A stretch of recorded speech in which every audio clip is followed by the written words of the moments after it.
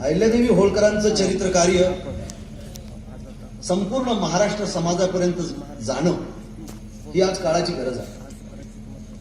परंतु गंमत अशी होते की या भारतामध्ये जाती व्यवस्थेनं केवळ माणसांची विभागणी केली नाही, तर माणसांच्या प्रश्नांची देखील विभागणी केली. एवढंच नव्हे तर या जाती व्यवस्थेनं इतिहास नावाच्या शास्त्राची देखील विभागणी केली. हे जगाच्या पाठीवर कुठल्याही देशामध्ये घडत नाही, केवळ भारतामध्ये घडतं. म्हणून अहिल्यादेवी होळकरांची जयंती साजरी करण्याची जणू काही जबाबदारी ही धनगर जमातीवर येऊन पडते. म्हणजे त्या महापुरुषानं जणू काही त्या जातीसाठी काम केलेलं आहे. अशा पद्धतीची उद्घोषणा कुठेतरी फुले शाहू आंबेडकरांचं नाव घेणाऱ्या महाराष्ट्रामध्ये अंतस्थ स्वरूपामध्ये झाली की काय, असा माझ्या सारख्या कार्यकर्त्याला प्रश्न पडावा अशी परिस्थिती आहे. खरं तर या महाराष्ट्राला छत्रपती शिवाजी महाराजांचा इतिहास देखील व्यवस्थित माहीत नाही असं मी वारंवार म्हणतो. शिवाजीच्या आधीचा इतिहास महाराष्ट्राला माहीत नाही आणि शिवाजी महाराजांच्या नंतरचा इतिहास हा तर माहीतच नाही असं माझं मत आहे. त्यामुळं छत्रपती शिवाजी महाराजांनी जी स्वराज्याची संकल्पना या महाराष्ट्रामध्ये राबवली, त्या स्वराज्याच्या संकल्पनेला भारतभर विस्तारित करण्याचं काम मराठेशाहीमध्ये जर कोणी केलं असेल तर ते केवळ होळकरशाहीनं केलेलं आहे हे आपण समजून घेतो. परंतु होळकर यांची जात माहीत झाल्यामुळं होळकरशाहीचा इतिहासच पुढे आणायचा नाही याचं एक सांस्कृतिक धोरण इथल्या प्रस्थापित माणसांनी ठरवलं. त्यामुळं दादा, आपल्याला वाटतं राजकारण सभागृहातलं फार जबरदस्त असतं, पक्षाचं राजकारण फार जबरदस्त असतं. अजिबात नाही. मी तुम्हाला सांगतो की सगळ्यात भयंकर राजकारण हे सांस्कृतिक राजकारण असतं. आणि सांस्कृतिक क्षेत्रावर जे मक्तेदार म्हणून ताबा मिळवलेले लोक असतात ते हे ठरवत असतात की कुणाचा इतिहास हा उजेडात आणायचा आणि कुणाचा इतिहास अंधारामध्ये लुप्त करायचा याची धोरणं त्यांनी ठरवलेली असतात. म्हणून बघा, अहिल्यादेवी जयंतीच्या वेळेला वेगवेगळ्या पक्षातले सगळे नेते येऊन बोलतात की अहिल्यादेवीने भारतभर कामं केली, अहिल्यादेवीने मंदिरं बांधली, घाट बांधली, अन्नछत्र बांधली, अहिल्याबाईंनी रस्त्याची कामं केली, अहिल्याबाईंनी एवढं सगळं भारतातल्या लोकांच्या सेवेसाठी केले. मी आता या जयंतीमध्ये दादा एक प्रश्न विचारतो या नेत्यांना. मी असा प्रश्न विचारतो की मध्यकाळामध्ये अहिल्यादेवीने भारताची सेवा केली, परंतु लोकशाहीच्या 70 वर्षातील भारतीय व्यवस्थेनं परतावा म्हणून अहिल्याबाईला काय दिलं? काय दिलं परतावा म्हणून अहिल्यादेवीला? धनगराचं प्रमाणपत्र दिलं, त्याच्या पलीकडे काही दिलं. म्हणजे होळकरांचा इतिहास हा सबंध हिंदुस्थानचा गौरवशाली इतिहास आहे हे आज देखील कोणी मान्य करत नाही. हे महाराष्ट्राचं दुर्दैव आहे. याचा परिणाम अहिल्यादेवीवर आणि होळकरशाहीवर होणार नाही, ते पर्व संपलेलं आहे. परिणाम व्हायचा इथे जिवंत असणाऱ्या माणसांच्या वरती. म्हणून मराठी माणसाला शिवशाही व्यवस्थितपणे माहीत होणं जितकं गरजेचं आहे तितकंच गरजेचं या महाराष्ट्राचं अत्यंत महत्वाचं असं सोनेरी इतिहासातलं पान म्हणजे होळकरशाहीचं पान ते देखील मराठी माणसाला माहीत होणं हे अत्यंत गरजेची गोष्ट आहे. परंतु तसं होताना दिसत नाही. म्हणून अहिल्यादेवींनी सगळं केलं, परंतु अहिल्यादेवीचे पुतळे तुम्हाला महाराष्ट्रामध्ये किती दिसतात? अहिल्यादेवींच्या नावानं, होळकरांच्या नावानं किती चौक तुम्हाला या महाराष्ट्रामध्ये दिसतात? नांदेडची मागणी आम्ही 20 वर्षापासून करत आहोत. मागच्या जयंतीला आम्ही माजी मुख्यमंत्री अशोकराव चव्हाणांना आणलं होतं. त्यांना मी असं म्हणालो की नांदेडमध्ये अहिल्यादेवी होळकरांचा पुतळा उभा करण्याची मागणी धनगरांनीच करावी असं तुम्हाला का वाटतं? अहिल्यादेवी सबंध भारतीय समाजाच्या अस्मितेचा विषय नाही का? अहिल्यादेवी समस्त स्त्रियांची प्रेरणा नाहीयेत का? अहिल्यादेवींच्या रूपानं या भारताचा गौरवशाली इतिहास घडला नाही का? मग का वाट पाहता तुम्ही? अहिल्यादेवींच्या पुतळ्याची धनगरांनीच मागणी करायची आणि त्याच्यानंतर तुम्ही दान दिल्यासारखं मग आम्हाला पुतळा देणार. पुढे मी त्यांना जे म्हणालो तेही तुम्ही काळजाच्या पानावरती कोरून ठेवा. मी त्यांना असं म्हणालो, अशोकराव चव्हाण साहेब, धनगर ही मुळात जात नाही, तुम्ही समजून घ्या. धनगर ही मातृ जमात आहे. या देशामध्ये राहणारे जे कोणी आहे, कोणत्याही धर्माचे, कोणत्याही जातीचे, त्या सगळ्यांचं मूळ घर हे धनगर आहे. त्याचं कारण सांगतो. केवळ भावना म्हणून बोलत नाही, अभ्यासच म्हणून बोलतोय. तुम्ही जर अँथ्रोपॉलॉजीचा अभ्यास जर व्यवस्थित केला, जगातल्या तत्ववेत्त्यांनी हे सांगितलेलं आहे की या भारताची सगळी प्राचीन व्यवस्था हे मेषपालकांनी, पशुपालकांनी घडवलेली आहे. गणांची व्यवस्था ही पशुपालक, मेषपालक म्हणजे धनगरांची व्यवस्था. त्याचं कारण असं आहे की ज्या वेळेला शेतीचा शोध लागला त्यावेळेला गावगाड्याच्या निमित्तानं वेगवेगळे व्यवसाय आले शेतीशी जोडलेले, आणि त्या व्यवसायाच्या निमित्तानं मग जाती आल्या. माझा प्रश्न तुम्हाला असा आहे की ज्या वेळेला शेतीचा शोध लागला नव्हता त्यावेळेला तुमचे आमचे पूर्वज काय करत होते? तुमचे आमचे सगळ्यांचे पूर्वज हे पशुपालक होते, मेषपालक होते, मेंढपाळ होते, धनगर होते. हे जर आपण समजून घेतलं पाहिजे. म्हणून येशू ख्रिस्त धनगर आहे, मोहम्मद पैगंबरान धनगर आहेत, मेंढपाळी केलेली आहे त्यांनी. या देशातला पहिला चक्रवर्ती सम्राट चंद्रगुप्त मौर्य हा धनगर पुत्र आहे. आणि आपल्याला जरी माहित नसलं तरी या देशातला पहिला चक्रवर्ती सम्राट आणि ज्यानं पहिली राजकीय व्यवस्था घडवली, मौर्याचं साम्राज्य या देशामध्ये 350 वर्षांचं साम्राज्य आहे. आणि त्यावेळेला या देशातून सोन्याचा धूर निघालेला होता. त्याचा नातू आहे सम्राट अशोक. आपल्याला जरी माहित नसलं तरी प्राचीन इतिहासाचा अभ्यास डॉक्टर परमपूज्य बाबासाहेब आंबेडकरांचा होता. त्यामुळे राज्यसभेमध्ये गेल्यानंतर त्यांनी आग्रहपूर्वक सरकारला सांगितलं की या देशाची पहिली राजकीय घडण घडवणाऱ्या चंद्रगुप्त मौर्याचा पुतळा हा आपल्या असेंब्ली पुढे असला पाहिजे. आणि त्यामुळे असेंब्ली पुढे चंद्रगुप्त मौर्याचा पुतळा आहे आणि त्याच्या खाली लिहिलेला आहे, shepherd boy Chandragupta Maurya thinking of building nation. भारतीय देश घडवण्याची चिंता वाहणारा धनगर पुत्र चंद्रगुप्त मौर्य असं त्या पुतळ्याखाली लिहिलेलं आहे. अरे एवढंच नाही, टाळ्या वाजूच नका. माझं तर मत आहे, ऐकून टाळ्या वाजू, शेवटी वाजवायला तेवढ्यावरती हा विषय थांबत नाही. ती पार्लमेंटची जागाच मुळात होळकरांचा रायसोनीचा विभाग आहे. दुसऱ्या तुकोजी होळकरांना इंग्लिश गव्हर्नरनं विनंती केली की आम्हाला या देशाचं पार्लमेंट या ठिकाणी बांधायचंय आणि ती मध्यवर्ती जी पठाराची जागा आहे ती तुमची जागा आहे आणि तुम्ही आम्हाला द्या. आपल्याला सगळ्यांना बडोद्याचे सयाजीराव गायकवाड माहीत झालेले, करवीर संस्थानचे राजर्षी शाहू महाराज पुरेशा प्रमाणामध्ये माहीत आहे. परंतु त्याच कालखंडामध्ये या देशासाठी समर्पण देणारा दुसरा तुकोजी होळकर मात्र आपल्याला माहीत होऊ दिलेला नाही. तुकोजी होळकरांनी फर्ग्युसन कॉलेजला जागा दिली आहे पुण्याच्या, आपल्याला माहीत असावं म्हणून सांगतो. तुकोजी होळकरांनी या महाराष्ट्रामध्ये पहिलं शिवस्मारक घडवण्यासाठी पैसे दिलेले आहे. तुकोजी होळकरांनी हजारो एकरची जमीन या देशामध्ये रेल्वेचं जे पठऱ्या टाकतात त्याच्यासाठी दिलेली आहे. आणि तुकोजी होळकरांनी या देशातलं सर्वोच्च सभागृह पार्लमेंट बांधण्यासाठी सुद्धा जागा दिलेली आहे. म्हणून 26 जानेवारीला ज्या वेळेला मार्च होतो, ध्वज मार्च, त्यावेळेला पहिलं निशाण होळकरांच्या बांडे निशाणला असतो. पहिलं वंदन होळकरांच्या बांडे निशाणला होतं आणि त्याच्यानंतर आपल्या ध्वजाला वंदन होतं. हे जरा पोरांनी समजून घेतलं पाहिजे. म्हणून इतिहास हा केवळ जातीची भावना प्रबळ करण्यासाठी वापरायचा नसतो बघून. त्यामुळे अहिल्याबाई होळकर आमच्या नव्हे, अहिल्याबाई होळकर या हिंदुस्थानच्या अस्मितेचा विषय आहे हे आपण बोलायला सुरुवात केली पाहिजे. आणि अहिल्याबाई होळकर समजून जर घ्यायचे असतील तर आधी सुभेदार मल्हारराव होळकर समजून घ्यावे. सुभेदार मल्हारराव होळकर समजले नाहीत तर अहिल्याबाईंचं चरित्र, कार्य आणि इतिहास आपल्याला कळत नाही. मल्हारराव होळकर कोण आहे? एक मेंढपाळाचा पोरगा आहे. हातातली मेंढपाळाची काठी घेऊन स्वतःच्या कर्तृत्वानं माळवा प्रांतातला सुभेदार होतो. मी मागच्या महिन्यामध्ये पुण्याच्या शनिवारवाड्यामध्ये बोलताना असं सांगितलं की आपल्या पोरांना हा तरी प्रश्न पडतो का की सुभेदार मल्हारराव होळकरांना माळव्याचीच सुभेदारी का दिली, दुसरे प्रांत का नव्हते?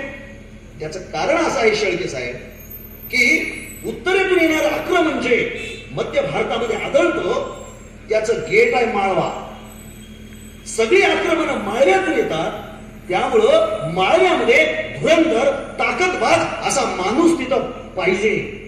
म्हणून मल्हारराव होळकर आहेत तिथं. आणि मल्हारराव होळकर हे मराठेशाही मधले असे कर्तबगार सुभेदार आहेत की त्यांच्यासारखा धुरंधर योद्धा मल्हाररावांच्या आधी देखील, मल्हाररावांच्या काळात देखील आणि मल्हाररावांच्या नंतर देखील झालेला नाही. एवढा 52 लढायांचा अनुभव असलेला मातब्बर सुभेदार भारतात त्यावेळेला नव्हता. आणि म्हणून मल्हार आया म्हटलं तर 25-25 कोसाचा परिसर ओसाड पडत असे. ही ताकद मल्हाररावांची होती. राजकारणाविषयी बरंच बोललं गेलं, त्याच्यावर मी भाष्य करणार नाही. परंतु इतिहासाचं आकलन ज्या वेळेला अर्धवट असतं त्यावेळेला वर्तमानकालीन प्रश्नांची दिशा चुकलेली असते. इतिहासाचं आकलन कुठल्याच राज्यकर्त्याला या महाराष्ट्रामध्ये मी पाहिलेलं नाही. यांची भाषणं ऐका, कोणाचं तरी ऐकता आणि पोपटपंची करता. काय इतिहासाबद्दल माहित नाही. आणि आम्हाला पण कुठं चांगले माणसं राजकारणात पाठवायला वाटत नाही. आम्हाला वाळू माफिया, रॉकेलचा डीलर, बिल्डर, खिशे कापू, गुंड, मवाली असेच लोक राजकारणात आले असतात. अभ्यास लोक नको असतात.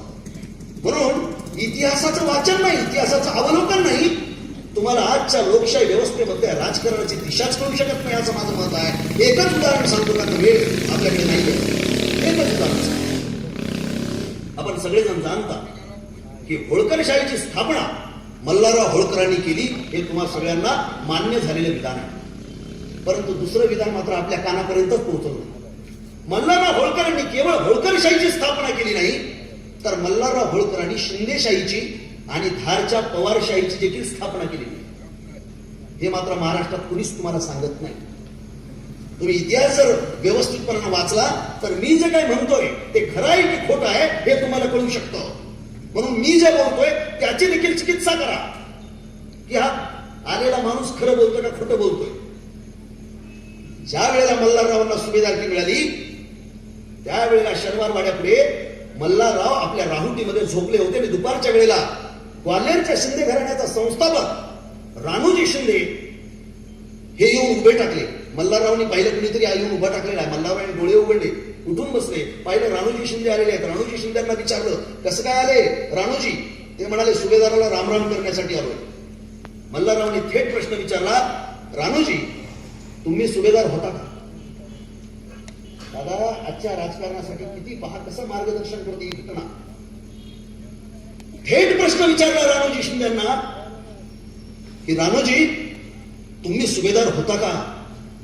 राणोजीचं विधान आहे, होळकरांची कैफियत या पुस्तकामध्ये वाचू शकता. राणोजी म्हणतायत सुभेदार आमची काय पात्रता, जोडे उचलणाऱ्याची लायकी आमची, आम्ही कसले होतो सुभेदार. मल्हारराव म्हणतायत तिसऱ्या प्रहरी शनिवारवाड्यामध्ये या आणि सुभेदारकीची वस्त्र घेऊन जा. तिसऱ्या प्रहरी म्हणजे सायंकाळच्या वेळेला. आणि त्याच वेळेला सायंकाळी त्याच दिवशी मल्हाररावांनी पेशव्याला सांगून ग्वाल्हेरच्या सुभेदारकीची वस्त्र ही राणोजी शिंद्यांना दिली. त्याच दिवशी धारच्या उदाजी पवारला देखील सुभेदारकीची वस्त्र द्यायला लावली. म्हणून मी सांगितलं तुम्हाला की मल्हारराव होळकर केवळ माळवा प्रांताचे सुभेदार नाहीत, निर्माते नाहीत, तर ते पवारशाही आणि शिंदेशाहीचे देखील निर्माते आहेत. एवढंच नाही तर आज ग्वाल्हेर शहराची जी ओळख शिंद्यांच्या मुळे झालेली आहे ते ग्वाल्हेर शहरच मुळात मल्हारराव होळकरांनी वसवलेलं शहर आहे. राणोजी म्हणाले की या ओसाड जागेवर येऊन काय करू. मल्हाररावांचा दरारा उत्तर भारतामध्ये एवढा होता, प्रत्येक राज्यामध्ये, आणि असं एकही राजघराणं नव्हतं की त्या राजघराण्यामध्ये वेगवेगळ्या कारणांनी मल्हाररावांनी हस्तक्षेप केला नव्हता. त्यामुळे मल्हाररावांनी भारतातल्या वेगवेगळ्या भागातून व्यापारी आणले आणि ते ग्वाल्हेरला वसवले आणि ग्वाल्हेर शहर बसवलं. तुम्हाला पुढच्या एका घटनेचा उल्लेख करतो जे अहिल्यादेवीच्या संदर्भातला आहे. आपल्या सगळ्यांना 1761 पानिपतचं युद्ध माहिती आहे. या पानिपत मध्ये 1.25 लाख बांगड्या फुटल्या असं बखरीमध्ये लिहिलेलं आहे. 1.25 लाख याचा अर्थ त्या काळातल्या लोकसंख्येच्या प्रमाणामध्ये महाराष्ट्रातल्या प्रत्येक घरातून एक माणूस त्या पानिपतवर म्हणजे हरियाणामधल्या त्या पठार असलेल्या मैदानावरती शहीद झाला होता. त्याच्या पुढचं तुम्हाला काय माहित आहे? कुणी हात वर करून सांगा त्याच्यानंतर काय झालं. कारण इतिहासच आपल्याला माहित नाही, अर्धवट माहित आहे, ऐकीव माहित आहे. आणि तो माहीत पण करून दिला जात नाही.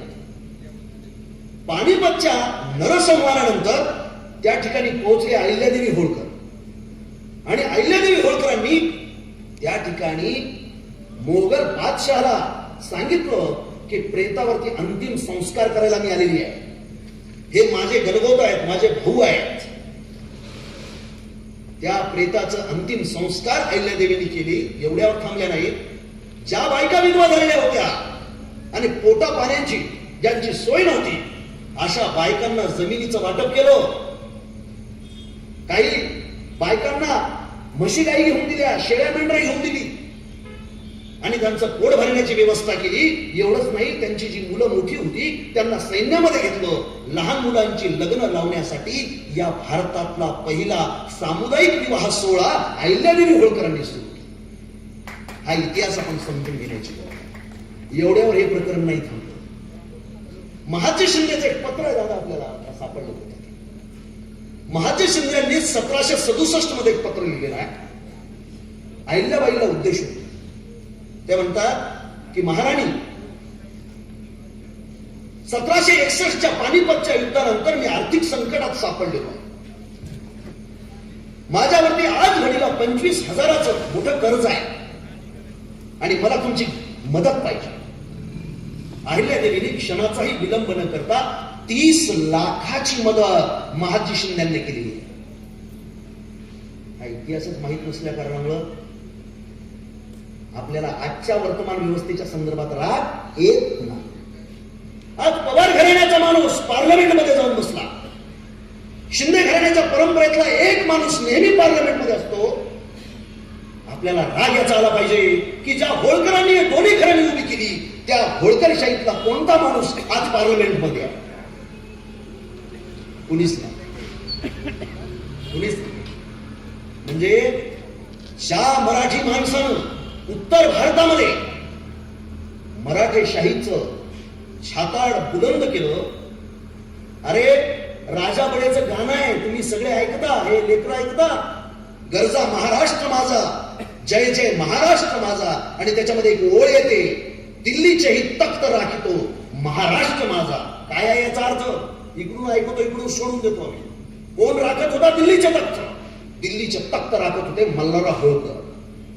कारण मल्हारराव होळकरांनी 2 वेळेला दिल्ली जिंकलेली आहे. मीना बाजार जाळलेला आहे.